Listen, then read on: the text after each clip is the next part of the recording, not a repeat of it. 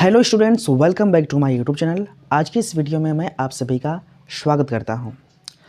आपको बता दूं कि इससे पिछले वाले वीडियो में हमने 2 लेक्चर लिए हैं जो बहुत इम्पोर्टेंट है। यदि आप उनको नहीं देखे हैं तो ऊपर आई बटन पे एक लिंक आएगी, जो लिंक प्लेलिस्ट का होगा। उस पर क्लिक करके कुछ देर के बाद आप पिछले वाले दोनों वीडियो को देख सकते हैं। तो चलिए हम आज का वीडियो स्टार्ट करते हैं। पिछले वाले वीडियो में हमने आपको बताया था लास्ट टाइम द्रव्यमान और भार के बारे में कि ये दोनों अलग अलग चीज़ें होती है। द्रव्यमान में हमने बताया था कि किसी भी पदार्थ के अंदर उपस्थित अणु और परमाणु की निश्चित मात्रा द्रव्यमान कहलाता है। आपको हमने ये बताया था। इसका मतलब हम ये बताए हैं, जैसे मान लीजिए ये पदार्थ है, ये 100 ग्राम का है। अगर यहाँ भी तौलेंगे तब भी 100 ग्राम, वहाँ भी तौलेंगे तब भी 100 ग्राम, चाहे कहीं भी तौलेंगे तब भी 100 ग्राम। ठीक है। अगर हर जगह 100 ग्राम है तो इसका मतलब है कि ये जिस भी अणु परमाणु से मिलकर बना हुआ है उसका मात्रा इसके अंदर निश्चित मात्रा में है। कितना है? निश्चित मात्रा में है। इसीलिए हम बोल सकते हैं कि अगर निश्चित मात्रा में अगर रहेगा कोई भी पदार्थ के अंदर अणु और परमाणु की संख्या, तो वही कहलाता है द्रव्यमान। लेकिन जो भार होता है दूसरा चीज़ होता है। क्या होता है? जैसे मान लीजिए अभी 100 ग्राम है, इसको हम अपने हाथ पे हम नीचे गिराएंगे तो कोई दिक्कत नहीं है। हम बोला रहा है कि ठीक है 100 ग्राम है, इतना ही इसका वजन होगा। लेकिन बहुत ऊपर से जब इसको नीचे गिराएंगे हम, तो हमको पहले से पता है कि 100 ग्राम का है, लेकिन जब बहुत ऊपर से गिराएंगे तो स्पीड जब बढ़ेगा इसका, तो हाथ में बहुत तेज़ी से चोट लगेगा। तो हमको ऐसा एहसास होगा कि इसका द्रव्यमान अचानक बढ़ गया है। समझे कि नहीं? चेंज हो गया है। तो इसके अंदर जो चेंजिंग आया ना द्रव्यमान में, वही होता है भार। और किसके कारण आया? तो पृथ्वी के गुरुत्वाकर्षण बल के कारण आया, क्योंकि पृथ्वी ने इसको बहुत तेज़ी से खींचा। जब खींचा तो इसका जो भी द्रव्यमान था उसमें इसका गुरुत्वाकर्षण बल जुड़ गया, जिस कारण से इसका स्पीड जब बढ़ा तो हमको एहसास ये हुआ कि इसका द्रव्यमान बहुत ज़्यादा हो गया है। समझे कि नहीं? तो भार एक ऐसी चीज़ है, हम भार के बारे में ऐसा बोल सकते हैं कि पृथ्वी के गुरुत्वाकर्षण बल के कारण, किसके कारण? पृथ्वी के गुरुत्वाकर्षण बल के कारण वस्तु के द्रव्यमान में हुए परिवर्तन को हम बोलते हैं क्या चीज़? भार कहते हैं। ये दोनों पिछले वाले वीडियो में हमने आपको बता दिया है। ठीक है। हम ये भी बताए हैं कि द्रव्यमान को m से प्रदर्शित करते हैं और भार को w से। ठीक है। लेकिन आज की इस वीडियो में हम लोग समझेंगे सबसे पहली टॉपिक, क्या चीज़? द्रव्यमान और भार में क्या संबंध है। ठीक है, ये चीज़। तो हेडिंग रहेगी हम लोग का द्रव्यमान और भार में संबंध। भार में क्या चीज़? संबंध।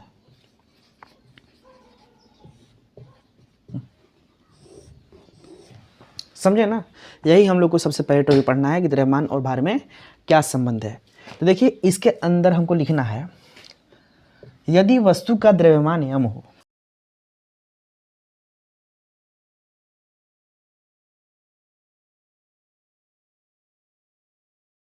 वस्तु का भार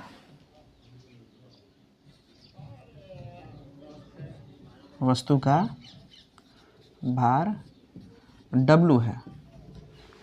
हमको पता है ना कि द्रव्यमान को m से दिखा रहे हैं और भार को W से दिखा रहे हैं, इसलिए तो लिखना पड़ा हमको कि वस्तु का द्रव्यमान m है तथा वस्तु का भार W है, हैं? तथा वस्तु में उत्पन्न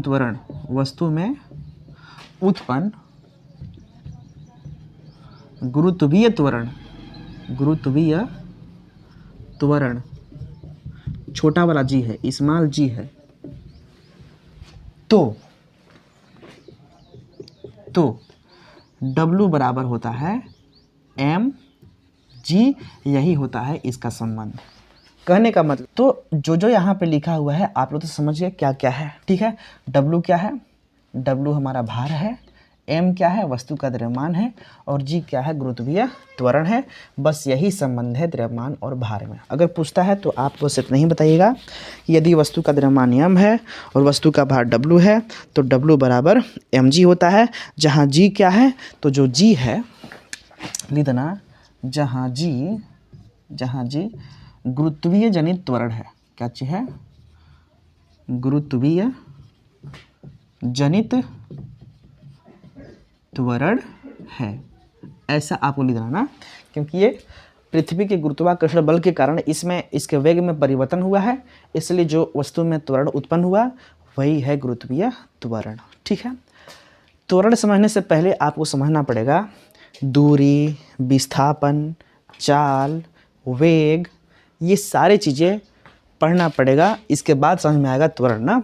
तो सबसे पहले हम समझते हैं दूरी के बारे में। किसके बारे में? दूरी, जिसको बोलते हैं डिस्टेंस। ओके, दूरी क्या होता है ध्यान से देखना।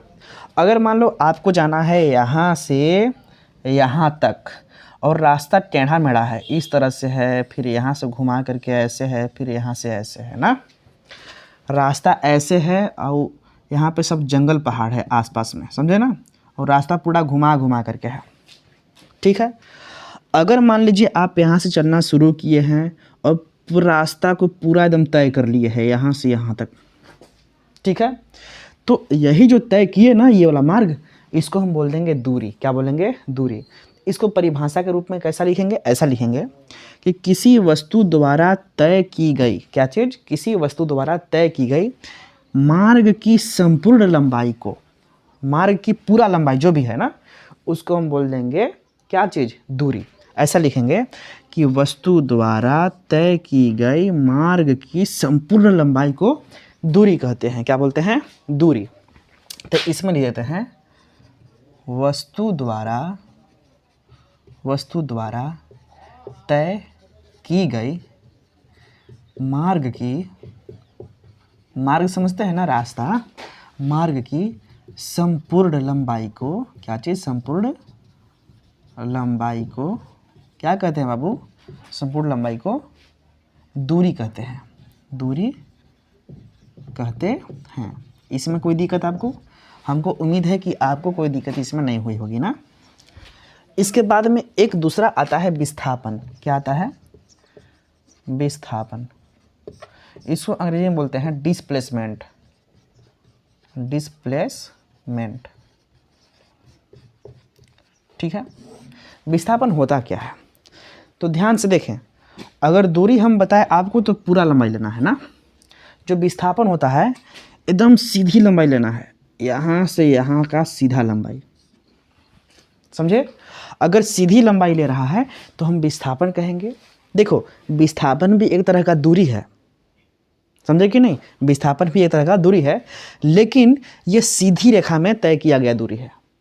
ये ऐसा नहीं कि घुमा फिरा के हम तय किए हैं। घुमा फिरा के तय करेंगे तो समझेंगे वो दूरी है, अगर सीधी रेखा में तय करेंगे तो विस्थापन है, ठीक है।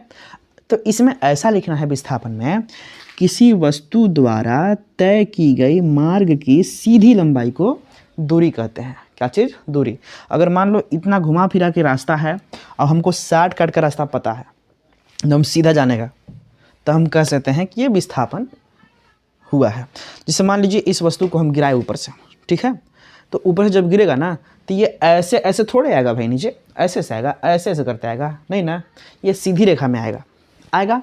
इसीलिए हम समझेंगे कि जो वस्तु तय करेगा दूरी, ये विस्थापन तय करेगा। क्या करेगा? विस्थापन। ये दूरी तय करने नहीं करेगा ना, विस्थापन तय करेगा, क्योंकि ये ऐसे ऐसे तो आएगा नहीं, ये सीधी रेखा में आएगा। इसलिए हम समझेंगे कि ये विस्थापन तय कर रहा है, ये दूरी तय नहीं कर रहा है, समझे ना। तो हम बताएं आपको कि किसी वस्तु द्वारा तय की गई रास्ते की या मार्ग की सीधी लंबाई को हम बोलते हैं क्या चीज़? दूरी, सॉरी विस्थापन। क्या चीज़? विस्थापन कहते हैं। किसी वस्तु द्वारा तय की गई मार्ग की सीधी लंबाई को हम क्या बोलते हैं? विस्थापन कहते हैं, ठीक है। तो विस्थापन में लिखना है किसी वस्तु द्वारा, राइटिंग ठीक से नहीं बन पाता है हमारा, लेकिन आप लोग कम से कम राइटिंग बना के लिखिएगा। आपको हम फिर बता रहे हैं कि आप लोग पेन कॉपी लेकर के बैठिए, ठीक है, ताकि आपका हैंड रिटेन नोट्स तैयार हो जाए। ओके, इसमें लिखा हुआ है किसी वस्तु द्वारा तय की गई, क्या चीज़? तय की गई मार्ग की सीधी लंबाई, क्या चीज़? सीधी लंबाई को क्या बोलते हैं? दूरी कहते, सॉरी विस्थापन कहते हैं। कहाँ दिमाग है जी मेरा, पता नहीं कहाँ है। विस्थापन कहते हैं। ओके, तो दूरी समझे ना, दूरी का मतलब पूरा लंबाई और विस्थापन का मतलब सीधी लंबाई। ठीक है, इसके बाद आता है चाल। क्या चीज़? चाल। चाल क्या होता है ना, तो ध्यान से देखना, अगर कोई भी वस्तु समय के साथ दूरी तय करता है, ठीक है, हमें दूरी तय करना है ये वाला, और इसको तय करने में हमें टाइम लगने वाला है। टाइम तो लगेगा, यहाँ पर रहेंगे तो कुछ और टाइम होगा, यहाँ पहुँचेंगे तो कुछ और टाइम हो जाएगा, यहाँ पहुँचेंगे कुछ और टाइम होगा, यहाँ पहुँचेंगे कुछ और टाइम होगा। यानी जैसे जैसे हम बढ़ेंगे, दूरी तय करेंगे, वैसे वैसे टाइम वैसे वैसे टाइम बढ़ता चला जाएगा ना। जैसे जैसे हम दूरी तय करते चलेंगे, वैसे वैसे समय भी बढ़ता चला जाएगा। ठीक है, यानी अगर समय के साथ में हम दूरी को तय करेंगे, क्या चीज़ बोले, अगर समय के साथ साथ हम दूरी भी तय करते हैं तो उसको हम चाल कहेंगे। क्या कहेंगे? चाल। अगर हम समय के साथ दूरी तय कर रहे हैं तो हम क्या बोल देंगे? चाल बोलेंगे। ठीक है, और एक होता है वेग। क्या होता है? वेग। इन दोनों का परिभाषा भी लिखवाने वाले हैं, ध्यान से समझिए। अगर हम समय के साथ दूरी तय करेंगे तो हमने आपको बताया कि इसको बोलेंगे चाल। क्या बोलेंगे? चाल। लेकिन अगर यही समय के साथ अगर विस्थापन हम तय करेंगे, क्या चीज़? विस्थापन, ये वाला सीधी लंबाई, तब इसको बोल देंगे हम वेग। क्या बोलेंगे? वेग। इसको यहाँ से यहाँ जाने में टाइम तो लगेगा ही, लगेगा ना। तो समय के साथ साथ इस विस्थापन को हम तय कर रहे हैं।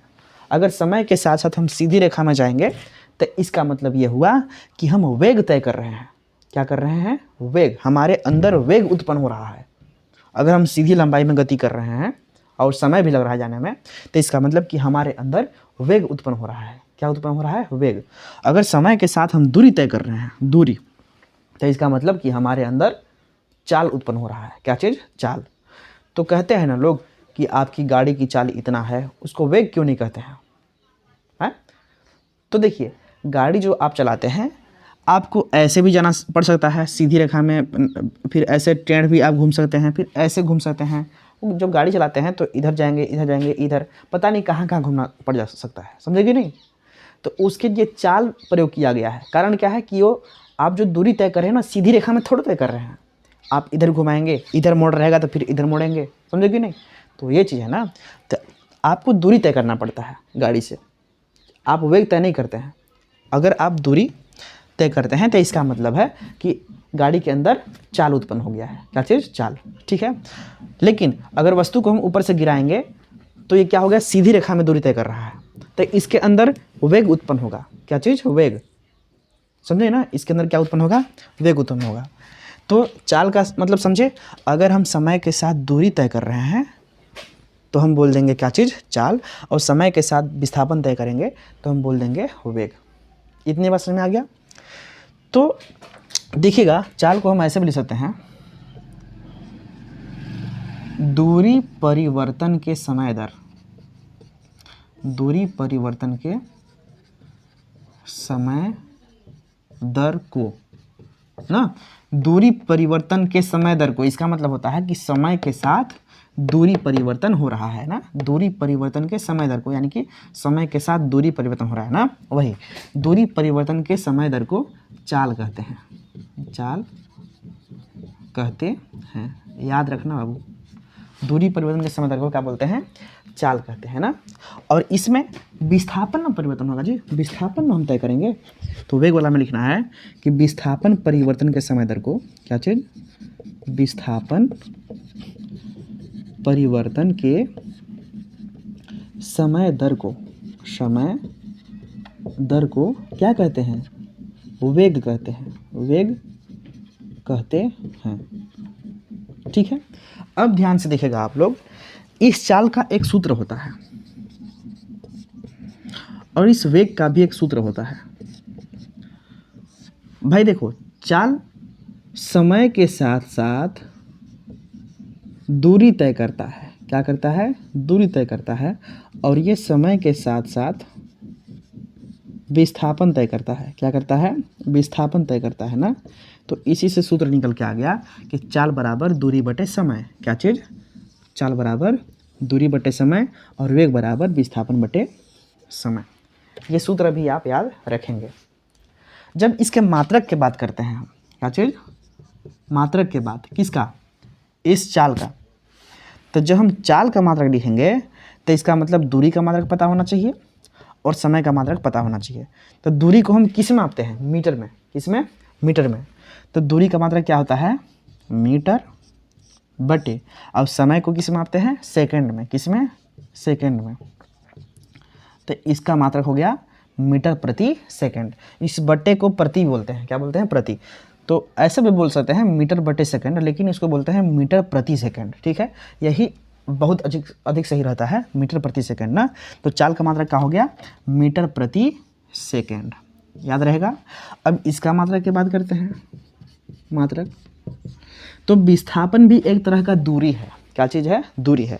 अगर यहाँ से यहाँ तक दूरी नापना है, ये विस्थापन को नापना है, तभी आप प्रयोग करेंगे मीटर का, ठीक है।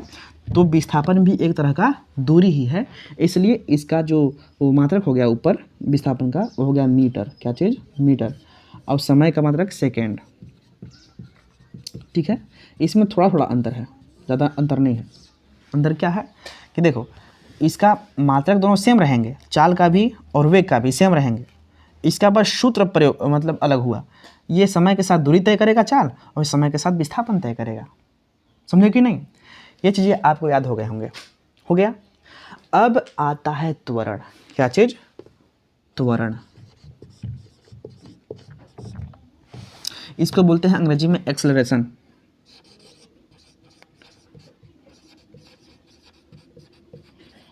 ठीक है, एक्सेलरेशन।